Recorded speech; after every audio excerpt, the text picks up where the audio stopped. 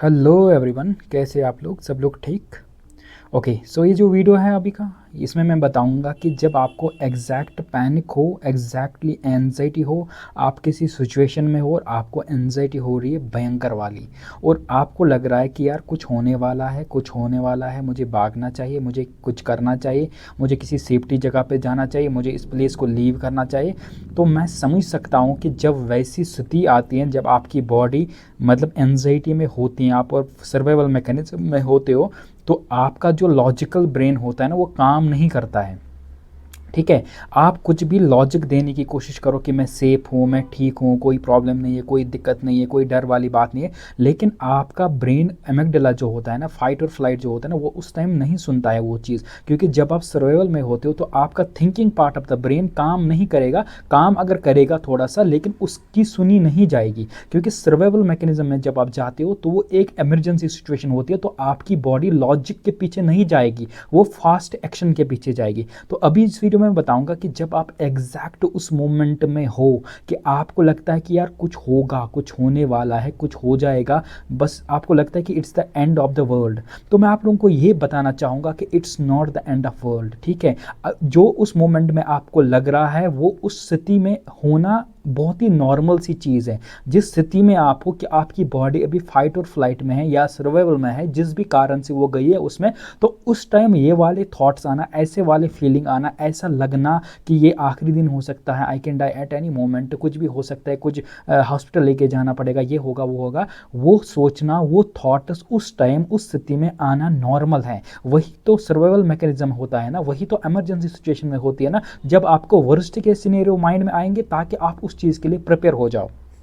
ठीक है, तो मैं ये कहना चाहूँगा कि ये सारी चीज़ें जो उस टाइम आपके साथ होती हैं, एक्चुअली यही तो सर्वाइवल मैकेनिज्म है, यही तो आपके बॉडी के प्रोटेक्शन मैकेनिज्म का काम होता है। तो आपका जो ब्रेन है वो उस टाइम अपना काम कर रहा है। तो मैं आप लोगों को बताऊंगा कि आप क्या कर सकते हो। आप कुछ मत करना, आप इसको अपना काम करने देना, क्योंकि एड्रेनलिन जब रिलीज होता है, कॉर्टिसोल जब रिलीज होता है, उसकी एक लाइफ होती है, उस रश का एक लाइफ होता है, 5 मिनट, 10 मिनट, 15 मिनट, उसके बाद वो बर्न आउट खुद ही हो जाता है, खुद ही जल जाता है और बर्न आउट हो जाता है, और आपकी बॉडी में, आपके माइंड में एक नॉर्मल सी फिर से आ जाती है। और 10-15 मिनट, 20 मिनट के बाद आपको लगेगा यार कोई डर वाली बात नहीं है, कहीं जाने की जरूरत नहीं है, सब कुछ नॉर्मल है, सब कुछ ठीक है। लेकिन उस मोमेंट पे आपको लगता है कि नहीं, भागना चाहिए, कुछ करना चाहिए। अगर आपने उस मोमेंट का सुना और आप भाग गए, आपने अवॉइड कर लिया, आपने कुछ गलत हरकत कर लिया, आप कहीं चले गए, हॉस्पिटल चले गए, कुछ कर लिया, तो आपका वो मतलब आपका ब्रेन बोलेगा कि यार मैं तो सच ही बोल रहा था, देखा तुम भाग गए, तो इसका मतलब है तुमने मुझे सीरियसली ले लिया,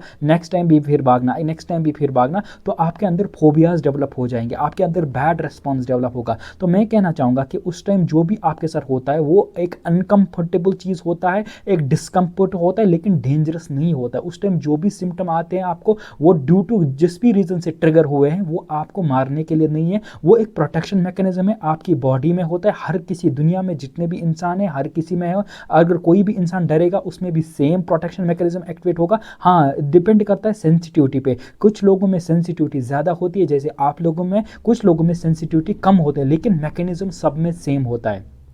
तो मैं आपको बोलूँगा कि अगर अभी आपको ऐसा लगता है कि it's the end of world, अभी कुछ होगा, मेरे हार्ट में कुछ होगा, मैं कुछ को मतलब मैं गिर जाऊँगा, मुझे कुछ होगा, तो मैं कहना चाहूँगा कि आप अभी सर्वाइवल मोड में हो, आपकी बॉडी एंजाइटी मोड में है, अभी पैनिक मोड में, तो उसको रहने दो वहाँ पे, आप कुछ मत करो, आप रिलैक्स हो जाओ, आप वॉक कर सकते हो, इधर उधर मूव कर सकते हो, या एक ही जगह पे बैठ जाओ, कोई दिक्कत नहीं है। कुछ रश करने की ज़रूरत नहीं है, यूट्यूब पे ये डालने की ज़रूरत नहीं है कि हाउ टू फील काम, कि अभी मैं काम कैसे फील करो, कौन सी ब्रीथिंग टेक्निक करनी है। गूगल में सर्च मत करो कि मैं अभी इस चीज़ से कैसे निकलूं, क्योंकि जितना आप उस टाइम करोगे ना, उतना आप लोग बढ़ाओगे, इस चीज़ को बढ़ाओगे, क्योंकि आप ऑलरेडी सर्वाइवल मैकेनिज्म में हो। तो आप कोई भी लॉजिकल चीज़ को एक्सेप्ट नहीं कर सकते, आप कोई भी लॉजिकल चीज़ आपके माइंड को एक्सप्लेन नहीं कर सकता कि अभी इस चीज़ से कैसे भागना है, ठीक है, इस चीज़ को कैसे ठीक करना है, क्योंकि आपका माइंड उस टाइम कोई भी लॉजिकल चीज़ को एक्सेप्ट बिल्कुल भी नहीं करेगा। तो ज़रूरत ही नहीं है यूट्यूब पे जाने की, गूगल पे जाने की, मेडिटेशन करने की, योगा करने की, क्योंकि उससे कुछ नहीं होगा उस टाइम। आप अपने माइंड को टाइम टाइम दो ताकि वो रिलैक्स हो जाए, वो खुद ब खुद आपका बर्न आउट हो जाए, आपका एंजाइटी पैनिक जो होता है